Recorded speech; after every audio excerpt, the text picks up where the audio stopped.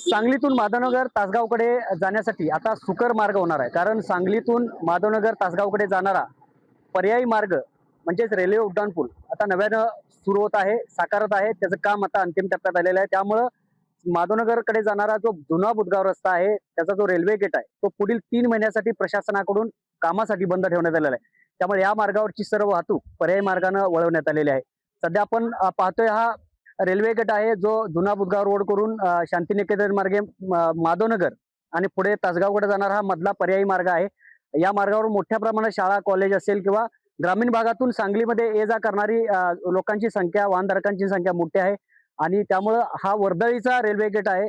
मात्र आता याच रेल्वे गेटच्या वरती रेल्वे उड्डाणपूल होणार आहे आणि या उड्डाणपुलामुळं माधवनगर पुलावरील जो काही लोड आहे, ताण आहे, तो काहीसा कमी होणार आहे आणि सांगलीतून थेट तासगावकडे जाण्यासाठी हा उड्डाणपूल सर्वांसाठी महत्वाचा आणि अत्यंत सोयीचा होणार आहे। 15 तारखेपासून 15 मे पासून हा रेल्वे गेट बंद करण्यात आलेला आहे। उड्डाणपुलाच्या कामासाठी हा गेट बंद करण्यात आलेला आहे। पुढील 3 महिने हे काम सुरू राहणार आहे। तर नेमकं या संदर्भात येथील स्थानिक नागरिक आहे, त्या नागरिकांचं काय मत आहे, आपण तेही जाणून घेणार आहोत। कारण माधवनगरचा जो पूल आहे, तो पूल या ठिकाणी 3 महिने सांगितला होता, मात्र तो 9 महिन्यानं खुला झाला, तोही नागरिकांच्या रेट्यामुळे। तर नागरिक काय म्हणतात या ठिकाणचे, मला सांगा की आता हा पूल बंद करण्यात आलेला आहे, तुम्हाला काय वाटतंय पुढे? प्रशासनानं त्या अतिशुद्ध म्हणजे चांगला उपक्रम आहे की हा पूल जो तयार होणार आहे आणि जो पूल तयार होणार आहे तो 3 महिन्याचा अवधी दिलेला आहे।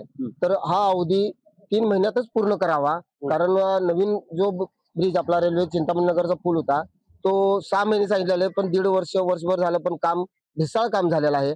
पण हा अप्रतिम काम होणार असं आम्हाला पण शक्यता वाटतेच, पण वेळेवर झालं तर फार उत्तम होईल। कारण या ठिकाणी येणारे तासगावचे लोक, तासगाव माधवनगरचे लोकांना हा सुकर रस्ता आहे आणि जवळ समाज कल्याण विभाग आहे, आरटीओ ऑफिस आहे आणि पलीकडच्या बाजूला शांतिनिकेतन शाळा, कॉलेजेस आहेत।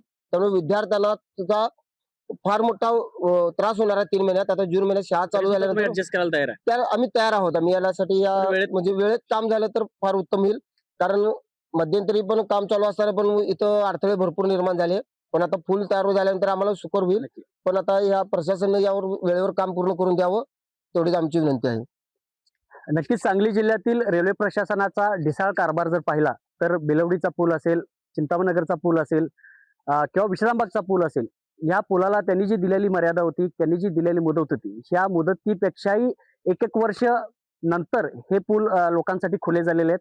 त्यामुळे नागरिकांना याही पुलाबाबत संशय आहे की 3 महिन्यात हा पूल होणार का, आणि होणार तर त्यांनी आनंदच व्यक्त केलेला आहे। मात्र रेल्वेनं हे काम गतीनं सुरू करावं, जेणेकरून या मार्गावर जे काही जाणारे लोक आहेत त्यांना 3 महिन्यानंतर तरी हा उड्डाणपूल चांगल्या प्रकारे वापरता येईल, हे काम वेळेत पूर्ण करावे अशी अपेक्षा सर्वसामान्य नागरिक करत आहेत। दीपक चव्हाण, जय महाराष्ट्र, सांगली।